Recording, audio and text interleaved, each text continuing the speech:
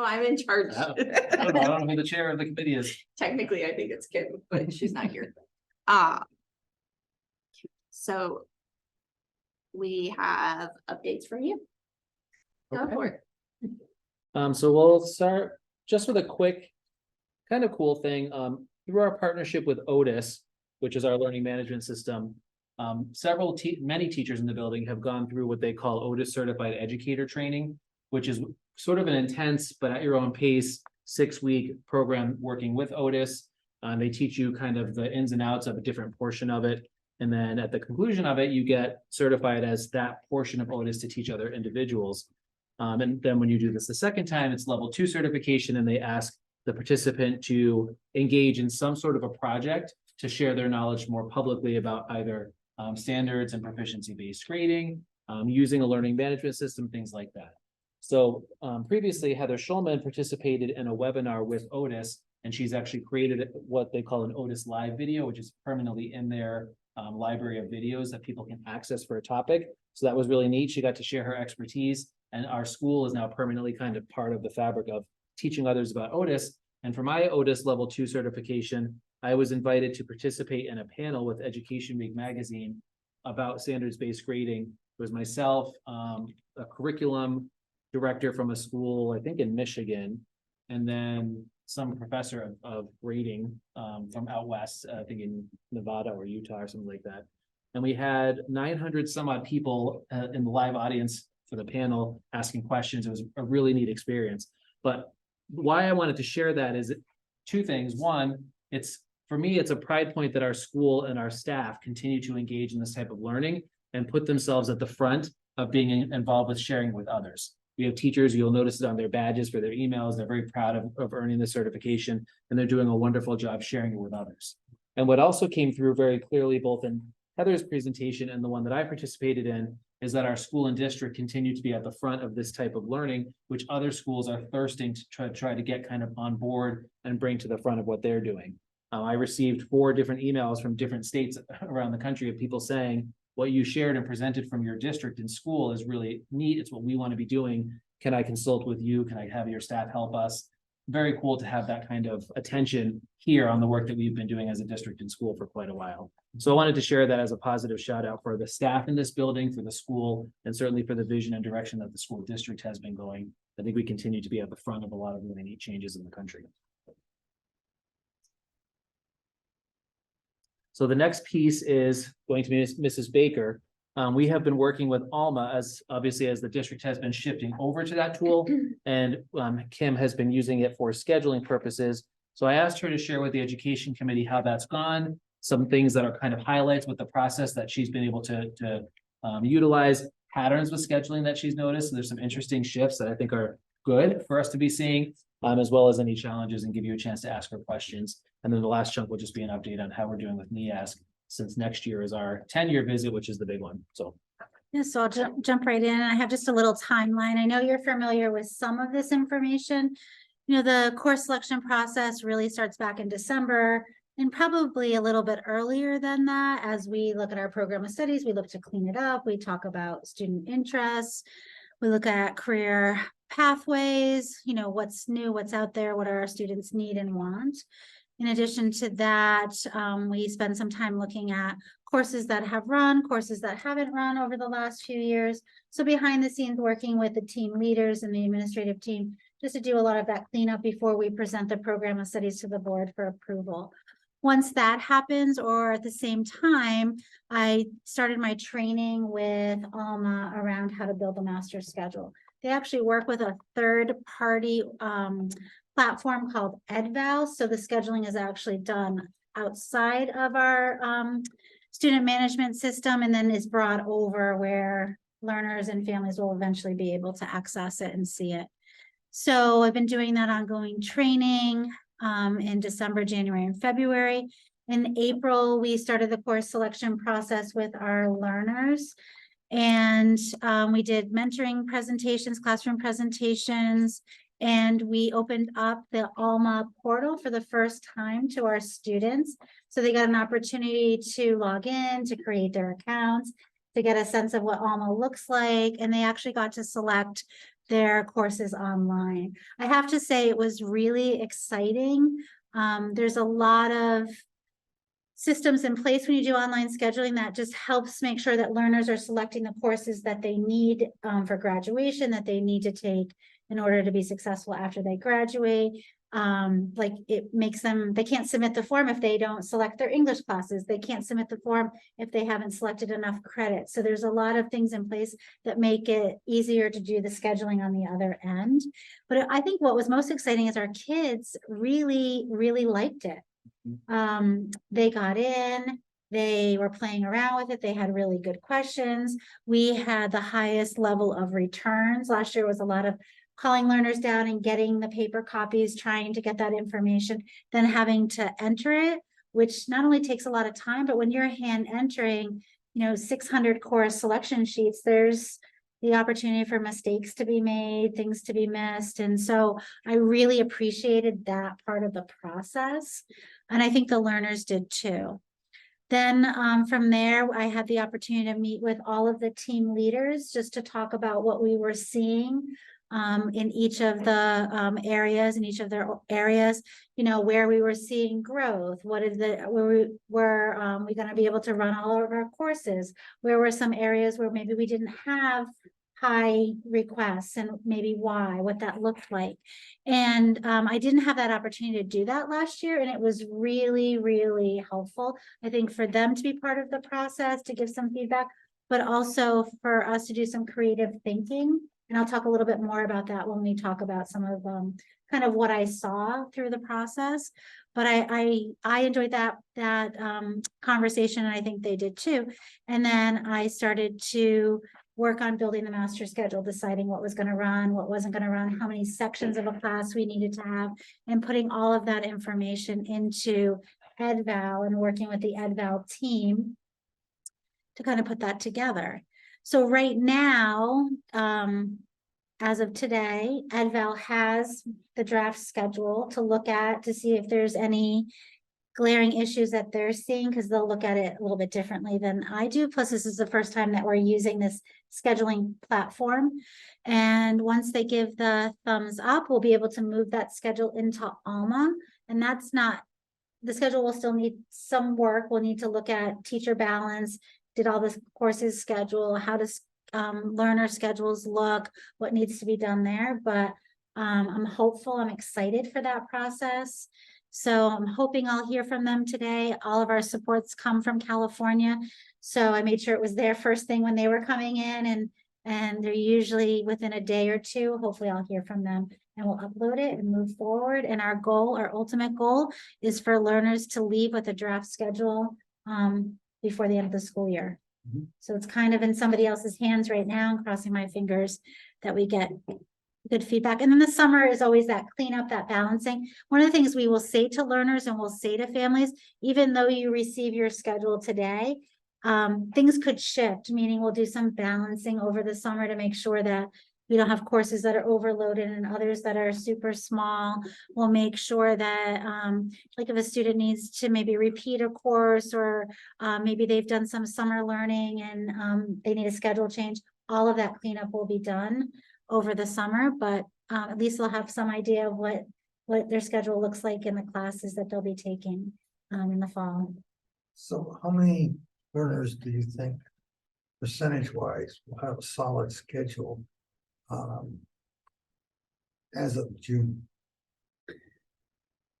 I don't know if I can, I mean, my hope would be most. I mean, yeah. I'm hearing this, maybe if, that we sit down, we use the system, all right, and now we're not sure, what I'm hearing anyway, there's some hesitancy about committing to the results. And I just wondered, do you have an estimate of? Well, I think the reason I'm hesitant is because I haven't heard back from EdVal yet. So I sent it over today, and according to what I sent over, according to their numbers, we're in the 90th percentile for learners having schedules, but I haven't seen what that really truly looks like from a learner perspective. I can see it in a way that's not super user friendly and how it's presented. So I need that information to move over to Alma so I can look through each individual teacher's schedule. Okay, everything got scheduled, they're all set. There's no, like 2 courses didn't get scheduled on top of each other, for example, and all learners are filled and balanced. Because maybe they got all their courses, but say they got all of their academics 1 semester and all of their electives 2nd semester. Yes, they got all of the courses, but for me, that's not acceptable. They need the balance, so I want to go in. So the percentage looks good, the work looks good, but I need to see it in Alma to know what cleanup we have to do. Okay, so Does that you- make You sense? expect to get stuff into Alma this month? I'm hoping tomorrow. I mean, as soon as they get back to me, unless there's something glaring that I couldn't see that they are seeing, then the next step would just immediately be moved over to Alma and the counselors would quickly go through. I think the problem is that with the stage that Kim's at, she doesn't have control over this at this point, because Okay. once she gives that to Ed Balances, put it in Alma, they basically have to then review it, and she doesn't know what that timetable could be. Right, Part of the challenge is that with the rollout of Alma, they usually recommend, I think it was 6 to 8 months before you schedule, and we had to do it in 4 or something like, crazy Right, like that. right. So the timetable has been wonky, but I know you've had the scheduler running for multiple nights in a row, trying to get Yeah. that churned out once the data was in there. like you can run it all night, and so I just kept running it for basically 48 hours, just kept running it, to see if the percentage could go up, or, and I mean, we were landing in about the same spot, so then I just uploaded it to Ed Val and said, can you take a look at it? I want to move it over as soon as possible. I think it'll be easier to, and I think it'll be more, less time consuming if we're working in Alma with individual schedules, because the other thing is in this third party system that we're using, EdVal, the counselors cannot access it. They can't, I know it's, so I'm the only one accessing it. So once it gets moved over to Alma, everybody will have access to it. So it'll be easier for them to clean it up. I think if we go to the next slide, maybe this will help us too a little bit. So I have to say that I feel like unless there's something that they tell me that I'm not aware of, just the data itself was so much cleaner than what we saw last year. I mean, everybody who needs an English class has that in their schedule, and they have the right English class because they had to select from the, say, sophomore options. If a learner was accelerated or behind, we were able to create a course selection sheet that met the needs of that learner.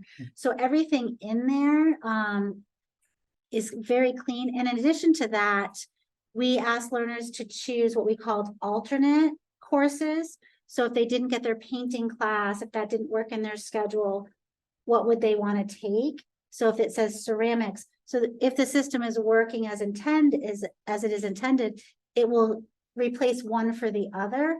And that's work that then we as a counseling team will not have to go in and do. Right. So I feel really good about the course selection process and coming into this scheduling. So I think that that's a benefit that wherever we land, the cleanup should be less and should be more about, I'm sorry, sometimes you have to make choices, right? Yeah. So it's those kinds of conversations. So if that makes sense. So I don't have a percentage because it is out of my I'm hands. talking from a Yeah. learner's perspective, okay, they need to have confidence that the information they put in there is gonna result in what they want. Yeah, And they have to have confidence that, the information will be there early on in time. Yeah. Okay, because with summer, they're gone. so- yeah. And I hear you, and I definitely want the schedules out. I mean, I do not want to spend all summer doing scheduling, and last year we had to do schedules by hand, as you know. So although I can't say that will be tomorrow or a Monday, I do feel like we are closer, and I just need that information to move over so that we can look at it and then make a plan for what we're seeing. I feel much better about it. I think that what it also says to me is we had to do a lot of legwork that we won't have to do next year. Like we had to create every single course that we offer, right? So there's a lot more behind the scenes that had to be done Mhm. that kind of delayed this system. So So I'm excited to keep using it, although it's been a little clunky this year. It's a lot because we don't know it. We're learning. They're helping to support us. Each new thing we do requires additional training, that type of thing. So we are a little bit at their mercy, but I'm hopeful. I'm gonna cross my fingers. This year is better than last. Absolutely. Yeah, yes. 100%. Next year will be even better. Yes. I'll just tell a little story about the course selection process. So the first class we went into, we were gonna do all of our presentations and then turn on and make it live for the learners. So we went in and it was kind of a small class. It probably only had about 12, 14 learners in it. And we're doing the presentation, talking with them and getting them to log in to create their accounts in Alma. And I said, if I turn this on, will you play around with it and give us feedback? They said, yes. And it was really exciting. So we turned it on, they got in, they made recommendations, they asked for certain language, they wanted it to look a certain way. So that was kind of fun for us, but also a way for us to make sure it was user friendly and that students were receiving those online course selection sheets in a way that was more functional for them and easy to use. So how the learners engaged was exciting. You know, so we had very few learners that we had to call down and say, let's get this submitted. Most of them did it online. And so.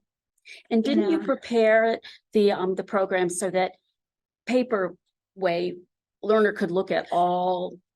Yes, courses. so I did almost like a course selection planning guide. So it would say here's some information, here's where you will find the courses in the program of studies, here's where you'll find your graduation.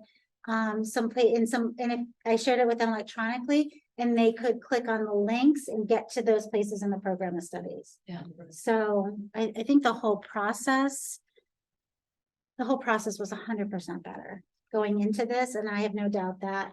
Just for reference, last year around this time, I think we were a week because it was the day, 2 or 3 days before we were supposed to do our preview day.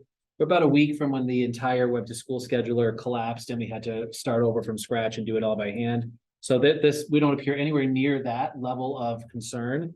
If the 96% completion rate that EdVal has returned is accurate, then we'll have a very, very tiny and manageable number of schedules to fix. So that's what we're waiting to see. And hopefully tomorrow we get that in Alma so we can see it and then the counseling team can finalize the last 4%. And that's kind of a nice, just before Kim continues, I know that Kim had asked about the preview day and hoping that could happen. That's what we're hinging on. We have 2 current plans for that day next week.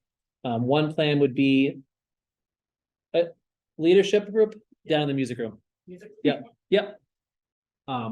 One would be the whole school being able to preview their schedule, and we have that set and ready should the schedules be prepared the way we hope they will be.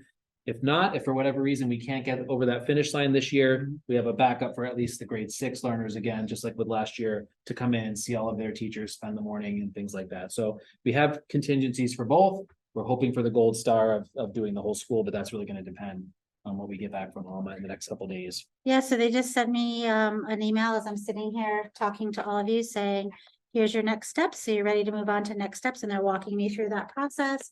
So there may be one step before we get into Alma, but our information, what we've done so far, the build looks good, they said, and we're ready. So yeah, so I figured, and that's the beauty of, it gives me the morning to do a little more work or, because they're in California. So I'm like, okay, well, by 8 o'clock tonight, hopefully I'll have an email and it's even sooner. So yeah, so it's exciting. So we'll do this next step and hope that that will get us one step closer to being ready for Fly Up Day. Yeah. Sounds good. So I'll just highlight a few other patterns. We saw an increase in high school math requests, particularly in Algebra 2. So more of our learners want to continue on that traditional math track, that Algebra 1 geometry, Algebra 2. So that was really exciting. We actually had to add an additional section from what we offered this current year. So we were happy and excited to see that. And I'll just quickly jump in that's mirroring some growth in math in the high school generally that we've seen. We have our SAT scores. I won't spoil our data presentation for hopefully July, but our math scores in the high school jumped 18 points on the SAT this year, which is fantastic. And placed us above the above the overall US average for the first time in a number of years. And we're seeing that build up with learners feeling more confident that's reflected when they ask for a higher level math class like Algebra 2, so. I mean, we proud of our were, Math team. yeah, we were really excited to see that, and I know Pauline was super excited, and we brainstormed how we'd be able to meet those needs. Because we certainly will not turn any learners away who wanna continue with their math career. And so I think keeping Algebra 1 as that single period skinny all year Mhm. is key to building that strong foundation, so we'll stay with that. We are super excited to see the increased growth in construction trades, not just here, but we have a learner who's interested from Messinic, from Victory, and then, 37 signups from Conval. yeah, like it was amazing. So we'll run less woodworking, which I know will be disappointing to our 8th and 9th graders, but we'll add an additional section of construction trades. So that's exciting. And I think that we'll continue to see that growth. I already kind of talked about the increased number of learners completing the course selection process. That was wonderful and exciting for us. The process for selecting courses was definitely was so much easier. And not only for the students, but us then looking and seeing who needs help, who did what was just so much easier for the counseling team. And then, of course, we already talked about how clean the information was going in, and that always will make it easier to build a master schedule and will make less changes needed in the future. You know, the challenges, and I don't know if challenges is really the right word. These are things that we anticipated. It's a new system. It's a third-party vendor, so we're working in 2 systems, this EdVal and this Alma. So these are things, and the supports are in California. So although that works out well for some things, other times when you need immediate support, that can be challenging. You have to wait a little bit. And then they have to review everything. Like they can't see the work that I'm doing as I'm doing it. I have to, every time I need something, I have to send the file. So you know, that makes it a little bit more complicated, but I think that those challenges are more about, you know, we just have a new system and we will all get used to that and get used to the flow and learn more about how it works to make a better schedule. But yeah, so good news on that front. So yeah. That's great. So before you go on, how are we gonna market your forum, Heather's forum, and what the Kim's been doing? How are we gonna market that? We're going to put that front and center in our Bird's Nest this upcoming month, a lot of those pieces. And based on some feedback about making sure that we really share more of the positive things that go on, especially at the middle level. We are planning some summertime kind of general information forums, some that are more focused, to really share some of this information. And we're also going to be including some of this in our summertime letter that we send home to the 5th graders and the 8th graders about the next kind of pieces of their journey. So that's what we've done so far. I'm certainly open and would be eager to work with Nick on getting some more stuff out on the website and things like that.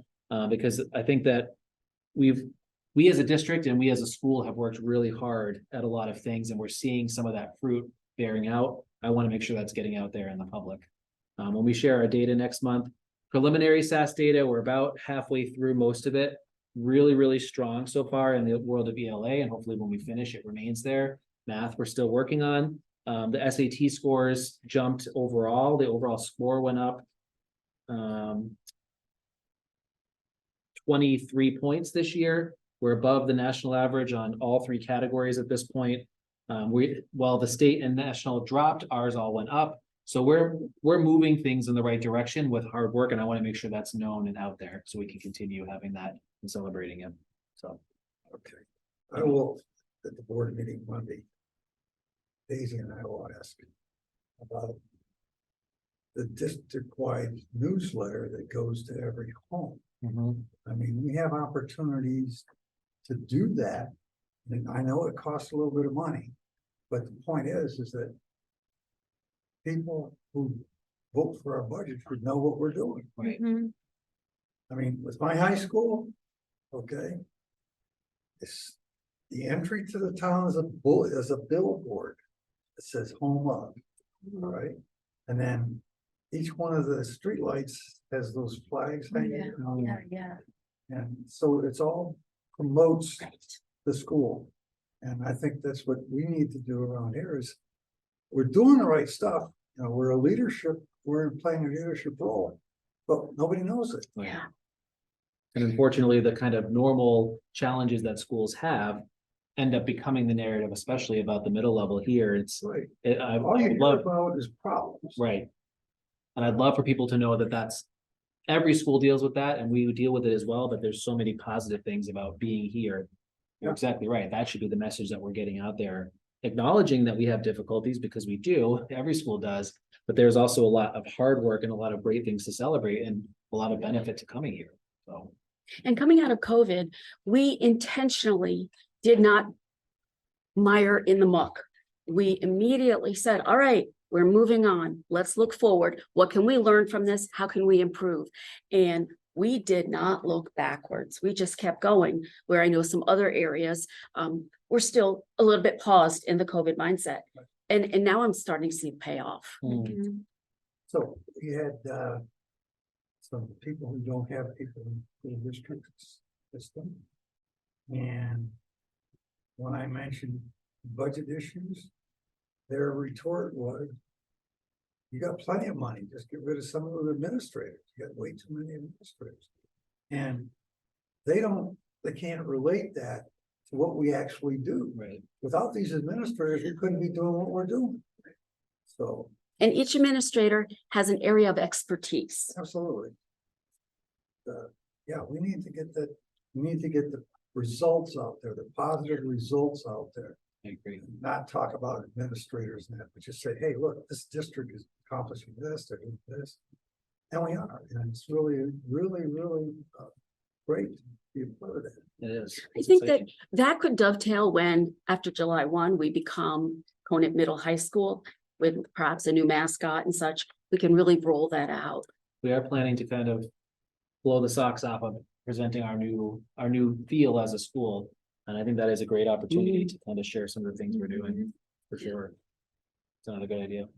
Plenty of pictures too, Mhm. Heather and Dave. Not Heather No, anymore, she won't be here after July 1st. no, stop that. No, I'm sure some pictures were taken there of the panel, Yes, and you should be able to get a copy of those to cover an article, so. absolutely. you have 3 very shy people or don't put ourselves out in the forefront necessarily. And that's a drawback because we're not sharing all the good stuff. Well, it's a drawback if you don't have a marketing person that's trying to drag it out of you. Right. Nick is actually very good at dragging it out of us, so. When we do have some communication committee discussions ongoing about, so we had our original plan in 2019, we revised in 2021. You know, we're about 2 years out again. We've created this new form of communication committee that's supposed to be more proactive. Communication's vastly improved for us. Mm, Now it's looking at how do we refine, how do we change some of the messaging. We have a lot more of the foundational pieces in place now. So it's how do we now focus on what we're sharing out, how we're sharing it out, how we're capturing different audiences. You know, there's discussions about how we could be maybe having more in-person events. So I'm sure a lot of people will be encouraged to hear that there could be some summer events happening.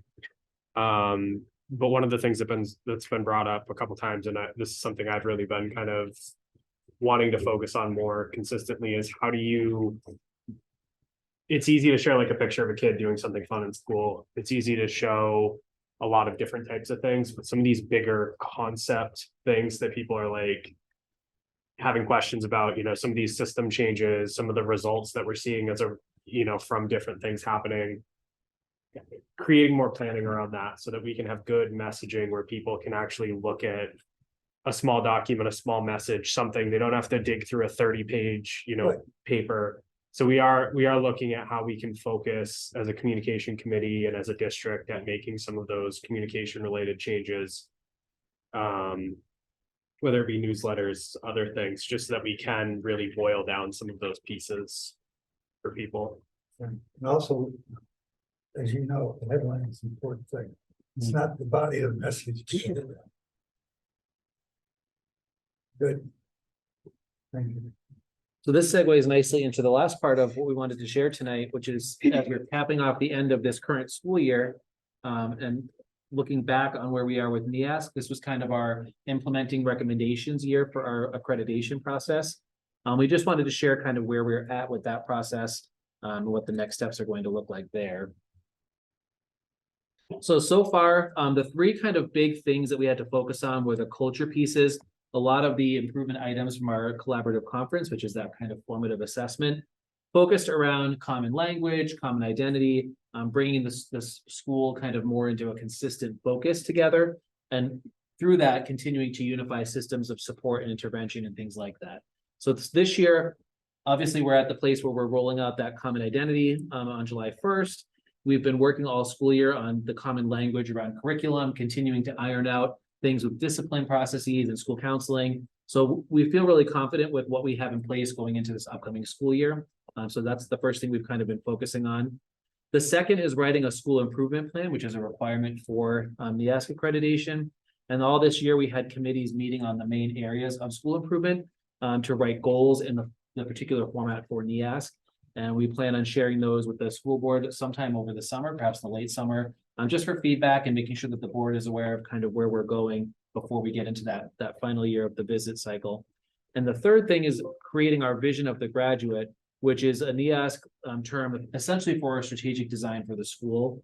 We were in really good shape because the strategic design that we did as a district 6 years ago is what NEASC requires of districts now. We already have it. So what we had to do is simply translate the exit outcomes and pare them down so they were a little more manageable for just the school, and then make that a little bit more, we have to basically assess those items. We have to create rubrics and things like that as part of the graduation outcomes for our learners, which was already part of the plan with that document anyways. So we're going to update this group today on where we're at with number 3 in particular, and then again, come to the full board once we have that number 2 item as well to share with them. Okay. So picture this. I want you to put your mental movie into place. A week from tomorrow is going to be our Conant High School graduation. And we are so proud to see our learners walk across the stage, collect their diploma, shake hands. Stop, pause. What does that mean? What is a Conant graduate? What skills do they have? And what knowledge do they have? That's the whole point of the entire vision of our graduate process. That's our end goal. When they enter 6th grade here as a middle school learner, we're going to have a bank of indicators that we'll be working on that they will continue all the way through their senior year. So they will graduate with some strong, real life, soft skills that can make them highly employable, whether they go into the career, military, college. So this is what this topic is. I was the leader of this committee, and I worked with a group of 15 teachers, and it was a phenomenal experience. We met a lot. It was very labor intensive. And if you will allow me, I'm going to go through and just show you the steps of the process. The NEASC organization requires that we include the community and feedback from the staff. So you'll see where we gathered that information and what the results were in the end. First thing we did is I had those 15 teachers who really didn't understand a thing about VOG, Vision of Our Graduate. So I had some educating to do. We looked at some plans from other schools. We started with our strategic design, that multi-page document. And that's where we said, this is where we want our kids to be. Now, how do we do it in the Vision of the Graduate format? We brainstormed all kinds of ideas. What do they need to have when they graduate? We had strips of poster paper all over a classroom where we put copious notes, knowing that we were going to have to funnel that down into something that's manageable. So we came up with the umbrella, the 5 competency statements. Our graduate strives for independence, communicates effectively, orally and in writing, problem solves both critically and creatively, lifelong learner, and is an informed, engaged citizen. I'd say this is probably October, November, where this committee work was. We still hadn't rolled it out to general public or the rest of the school. Now, within each of those competencies, there are several indicators. And I just expanded one for the lifelong learner. We identified some specific skills that we thought we would like to see as our graduates continue learning through their life. All right, so then we progress. Okay. We met with the faculty and we showed them everything. 5 indicators and our 105 indicators and our 5 competencies. It was overwhelming. And the first thing we said is, what do we like? What do we not like? How are we duplicating? It was amazing, the feedback we got. So we broke the faculty up into groups. They wrote some comments, and then I took that information, synthesized it to the second draft. We're getting closer each time. When we got a second draft, we then created a pretty simple community survey based upon what the faculty liked at that time. So here are this is the breakout of some of our questions in the survey.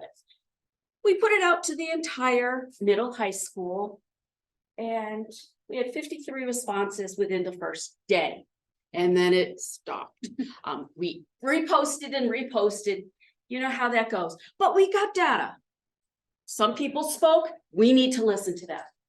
So first thing we need to do is title the vision of the graduate.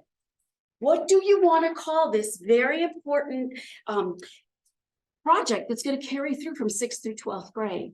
And if you flip back a slide, Nick, it overwhelmingly, our community wants to call it vision of our graduate.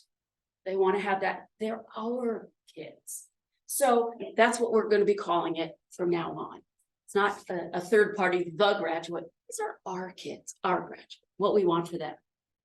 That's not necessarily what the faculty had thought, but we like this. And when our community says they want this, there you go. Okay, so the next one.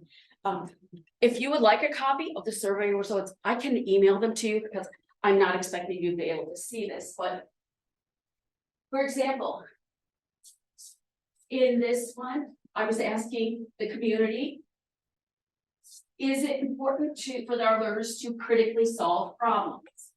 Oh, the blue is yes. Critical thinking of solving problems is very important.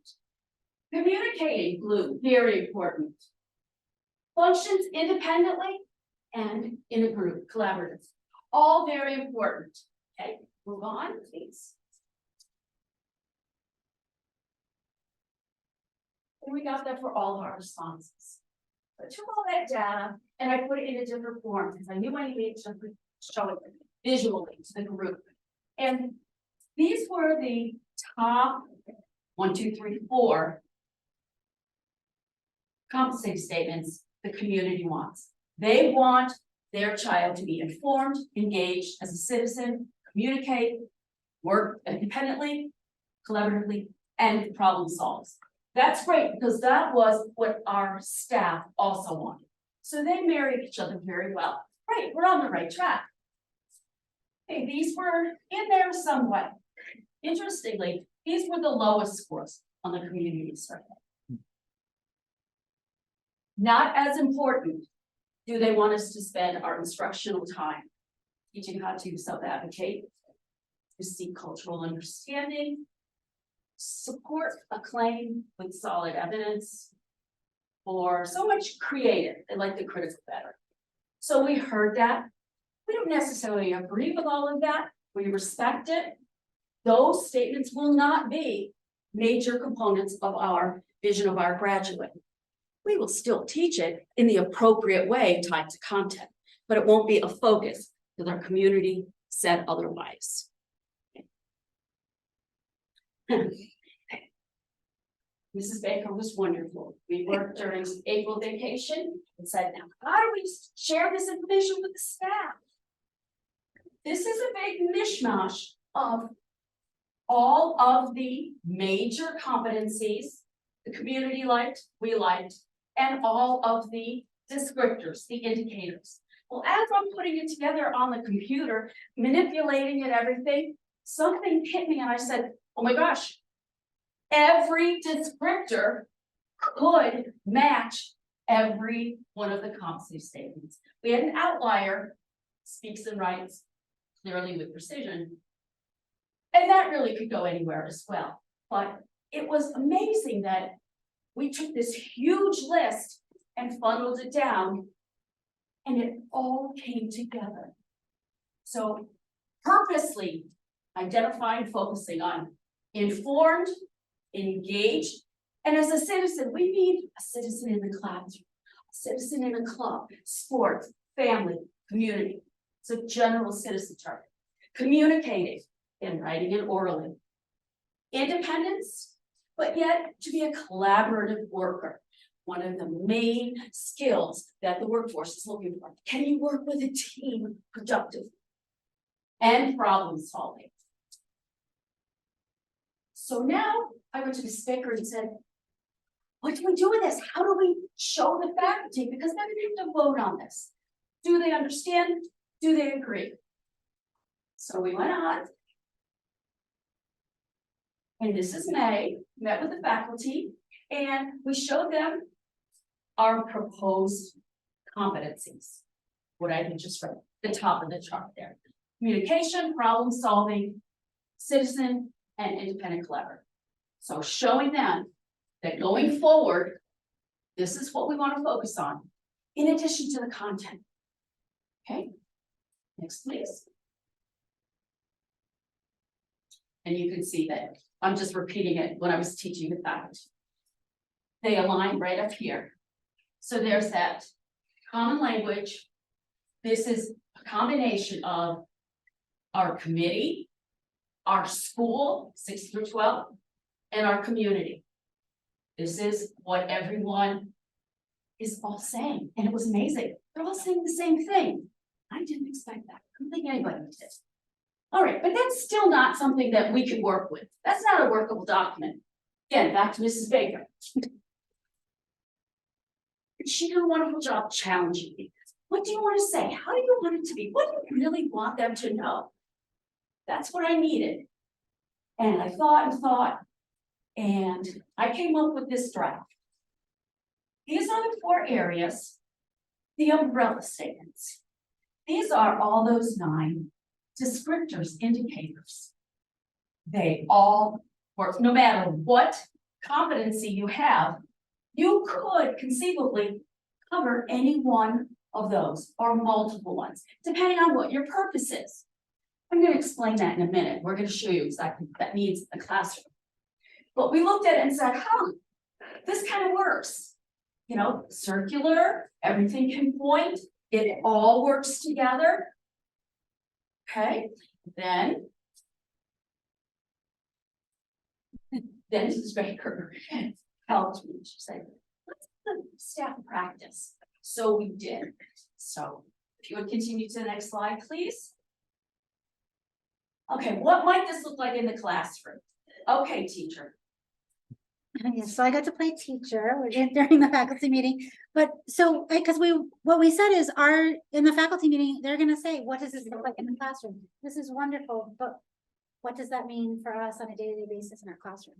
So for example, if I was a teacher, I would say, today we're gonna gather in our lit circles to discuss how the setting impacts RET's problem solving. Today, I want you to pay particular attention to your communication skills.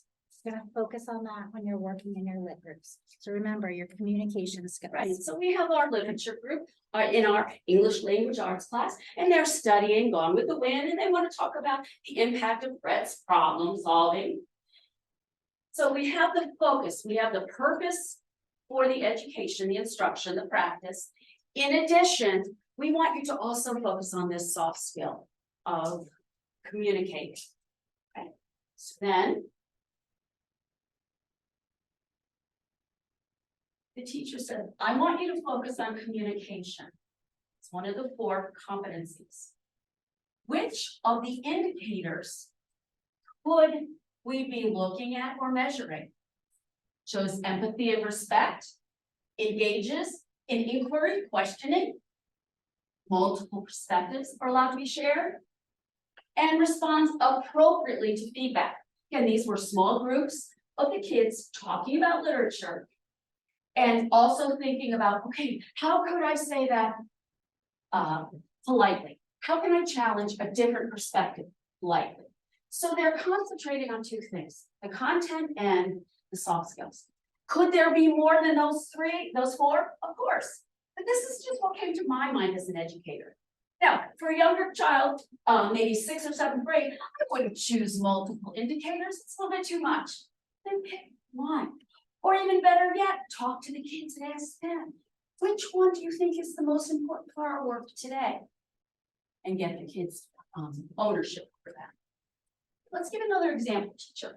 Okay, so yesterday when we worked in our lit circles, and when we were discussing how the setting impacts Red's problem solving, we talked about, we had you focus on your communication skills. Today, when you're working in those circles, I want you to think about, pay particular attention to your problem solving skills. How are you solving problems? Right, so how are you solving the problem? We're talking about how the character solves problems. How are you solving problems within your discussion, within your group? So let's see what indicators we could possibly identify for this. Okay, problem solving. Perhaps I'm going to be asking the children, use challenges as opportunities to learn. Oh, you're right. That wasn't the right thing that he said. Okay, well, I'm gonna go back to the text and see, oh, there it is, that positive growth mindset. Responds appropriately to feedback from peers and teacher. Self-directed and takes initiative. They're not just going to sit there and be passive and expect people to spoon feed. You must participate. You must engage in the problem solving process. And again, analyzes multiple sources of evidence for accuracy, bias, and relevance. Just an example. As we did this with the faculty and we walked around, many of our teachers said, I can't pick just one. We do everything. Great. The thing with the vision of our graduate is, NEASC is eventually going to require us to create grading, evaluative rubrics, where we have to measure each learner's progress in each of those areas. So we have to think about it that way. Yes, great, you do all those every day. Yay, bravo for you. Which one are you going to let the kids know? You're not let them know. That you're going to focus on, walk around and do an observation, and then give them individual feedback. Hey, did a great job with ... Let's work a little harder on ... Okay, so this is a tool that teachers will use in the classroom, not every day, not every class period. That the regularity and the requirements are yet to be determined by the administration. This is just our process. So this was May 2nd. Then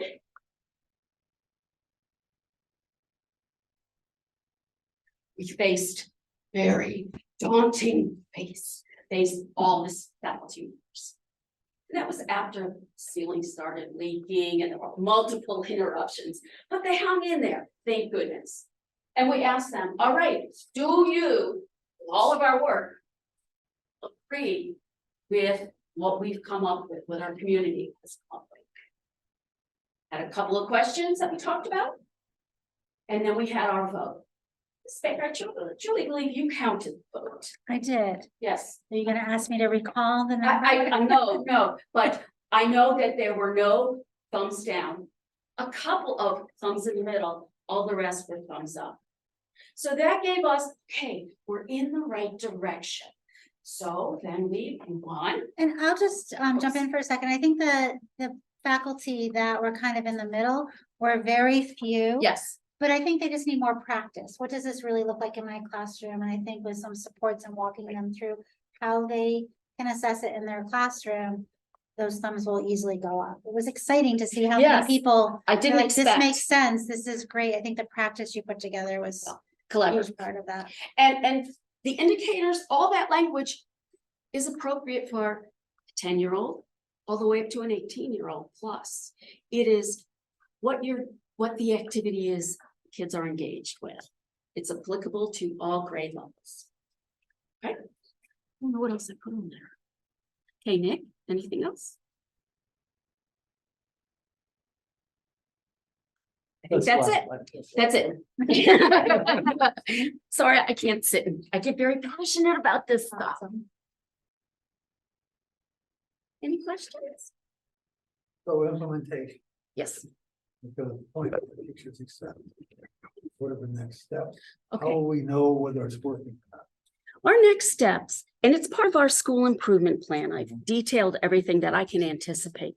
Our next step over the summer is to create visuals of our information with our new logo, with our new school name. And this will be in every classroom. The kids will see it, the teachers will see it. Of course, we'll publicize it with families, maybe even have a community forum explaining it, the rolling out. And it'll just be an additional piece of what we do on a regular basis. One question that came up the most with the faculty is, how do we evaluate? Is it part of the report card? Do we use our learning management system, Otis, to do the grading on the 1 through 4 proficiency scale? We don't have those answers yet. Nor does NEASC expect us to have those answers yet. That's down the road a bit.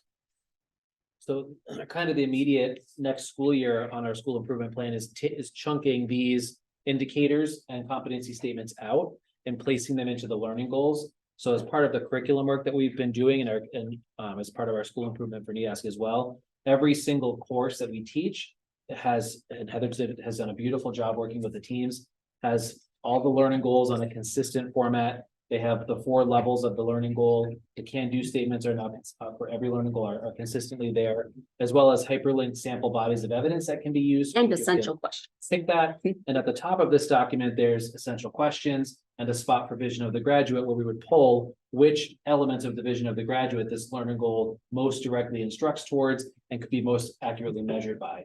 So once that work is done and they're chunked out, teachers will have access to know that on this particular unit where I'm using this learning goal, I'm also going to focus on this element of the vision of the graduate.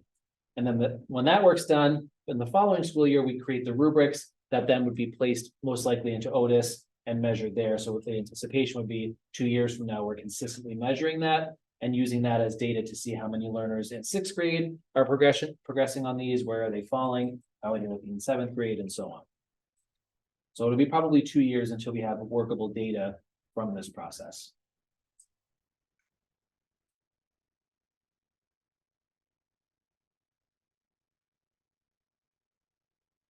The good thing is that because of our strategic design, again, none of this is earth shattering. Right. This is, when you look at it, all of these things are in the exit outcomes or spheres of living in our strategic design. So that was, again, the beautiful reaffirming work is that this is become baked into how we think of learning in our district. And before I So, gave them a copy, I know 2 years out is a long time before we get data, but this isn't new. That's the piece, is what we're getting better at doing is deciding where and how to intentionally instruct, and then making sure that instruction, to your point, is meeting these competencies and indicators as time goes on. So NEASC technically would give us a 10-year cycle to do this. And we said 2 years, we believe we'll be able to start actually measuring and using it. the amazing part, from the very beginning, it just seemed to come together, because when we were brainstorming what we want our graduates to have, the next time we met, we took that long list and compared it with our strategic design. And we did a comparison. How many lined up? How many were the same? What were the outliers? We were dead on. It was amazing that we have internalized everything that's in this, strategic design. We just now need to put that a little more intentionally into practice. Sorry for the interruption. No, it's okay. It's interesting that you had, what was it, 90-some-odd% of the teachers accepted. Because a decade ago, they would have said, it doesn't make any difference what you do. Next year will be something different. Right. So, Right. Yeah, our faculty is amazing in this building in many ways, and their philosophies are almost universally committed and lined up with this. We've been doing some intervention work on the side, because next year, as we're elevating that rigor level of our learning goals and requiring level 2 for each learning goal that's assessed, that's a much higher bar. And they were committed to making sure that bar is in place and creating some strategies so we can quickly intervene with learners. And there's a whole basket of pretty much ready to roll out ideas that they worked on and created, with leadership and support. as well as some of our individual teams saying, in addition to that, here are some things that I want to pull in for my team. It's been really incredible watching that work because, to your point, 5 or 6 years ago, that never would have happened. And they're all consistently thinking about high levels of learning. What's you guys' leadership? I have a question. You mentioned community a lot. What does that entail? What is the community? I think part of our school vision is to increase our community partnerships. And having more collaborative conversations about infusing, taking those statements and working with the community. How can we give the kids experiences where they're going to have to work as a team in the real world? Is it a job, shadowing experience, or what? We'd like to, wouldn't you say, Mrs. Baker, that Yeah. that's one of our goals, is to really build our community partnerships.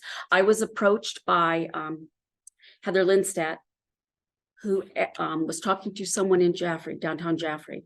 They would like to invite our mural painting class in the fall to start creating murals on the buildings in downtown Jaffrey. So that type of thing, we're going to start small, but then build from there. And we actually have a whole school improvement goal that's centered, it's like a 2-part goal. One of it is about increasing parent engagement and involvement, and they have very concrete areas that they want to focus on for that. And the second was improving the community partnerships. We already have our freshman foundations to capstone kind of piece in the high school. This was about improving the number of opportunities intentionally related to that. And things like what you just described are just one example, but there's a lot of work going in on our school improvement goal for that purpose as well. Yeah, and I was at the, I had the opportunity to meet with the Jaffrey Chamber of Commerce around scholarships, and Owen Houghton was there, and we talked about being invited in and engaging with our learners and that partnership with, as a community member, and he was talking highly of that. So we're hearing that, and they're sharing that with other people from our community. So we hope that we'll continue to see more people wanting to partner and engage with us. And we know that we have to be intentional about doing that Mhm. because it's not a strength of ours right now. We don't, we were just talking about it earlier. We don't have enough give and take with both parts of, both towns in this community. And we don't have enough outreach, frankly, to make sure that when we do want to do something, or when they have pieces that they want to partner with, there just isn't a good conduit for that still. So we know that, and that's, our staff has been very good about being reflective about that piece as well. It's difficult. Very difficult. I can imagine that, with Jaffrey providing some invites. Okay, that's, first steps. Right.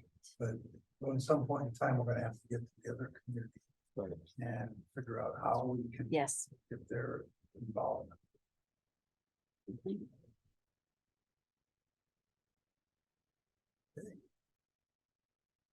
I've been talking a lot, Daisy. I was making notes. Do you have any questions or comments? Daisy, if I may, from the parent perspective, what do you think? What is your feedback to us?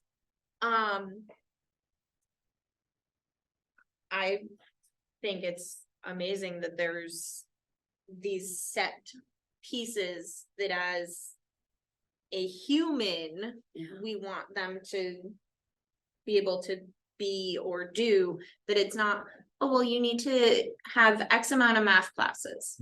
Well, yeah, but math will help you in part, but being all of these informed and engaged citizens, being able to communicate, working independent, collaboratively, being critical thinkers, that makes you an overall good human being, that it doesn't matter which course you take after graduation, that you have the core pieces. Right. We should have just captured that and shared that with the staff. I know. I'm kind of- Next presentation, you're taking over. You exactly articulated the value of doing this work. Yeah. It's like, now you can see why having a literature discussion about a text that might be older, like Gone with the Wind, where the value in that comes from isn't that you know something about the book in 5 years, because you won't, but instead you had this process of building your communication skills through a common shared experience. You're exactly right.